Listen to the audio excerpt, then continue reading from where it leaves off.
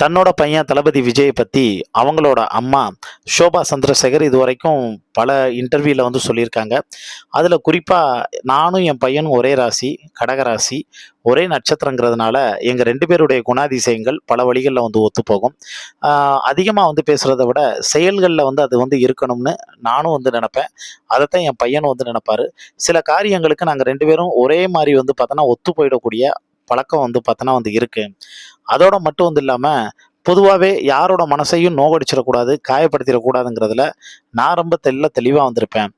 என்னைய விட 10 மடங்கு என் பையன் பயங்கரமாக தெளிவாக வந்திருப்பாரு. தப்பி தவறி கூட ஒரு வார்த்தையை விட்டு யாரையும் கஷ்டப்படுத்திட மாட்டாரு. என்கிட்ட பேசும்போது கூட எனக்கு ஃபோன் பண்ணா கூட, "அம்மா நீங்கள் பிஸியாக இருக்கீங்களா? நான் உங்களை தொந்தரவு பண்ணிட்டேனா?" அப்படின்னு தான் வந்து கேட்பாரு. அவர் எவ்வளோ பெரிய பிஸியான ஆளு. அதெல்லாம் வந்து விட்டுட்டு அவர் நமக்கு கால் பண்ணி இந்த வார்த்தை வந்து கேட்கும்போது எப்படி வந்திருக்கும் யோசிச்சு பாருங்க.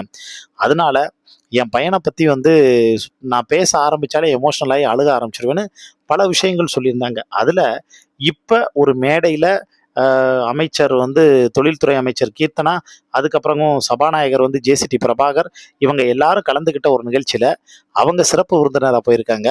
போனதோட மட்டும் வந்து இல்லாமல் அங்கே தன்னோட பையன் தளபதி விஜயை பற்றி, தமிழ்நாட்டோட முதலமைச்சரை பற்றி எமோஷ்னலாக சில விஷயங்கள் பேசியிருக்காங்க.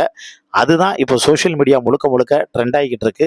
அப்படி அவங்க என்ன பேசினாங்கங்கிற அந்த சுவாரஸ்யமான விஷயத்த முழுசாக நீங்கள் தெரிஞ்சுக்கணும் அப்படின்னா இந்த ஷார்ட்ஸ் வீடியோவுக்கு கீழே ஒரு லிங்க் இருக்கும். அந்த லிங்க்கை நீங்கள் கிளிக் பண்ணிங்கன்னா அது நேராக மெயின் வீடியோவுக்கு வந்து போகும். அதில் ஃபுல் டீட்டெயில்ஸ் எல்லாம் வந்து பார்த்தோன்னா கொடுத்துருக்கேன். அதை கேட்டு தெரிஞ்சுக்கங்க.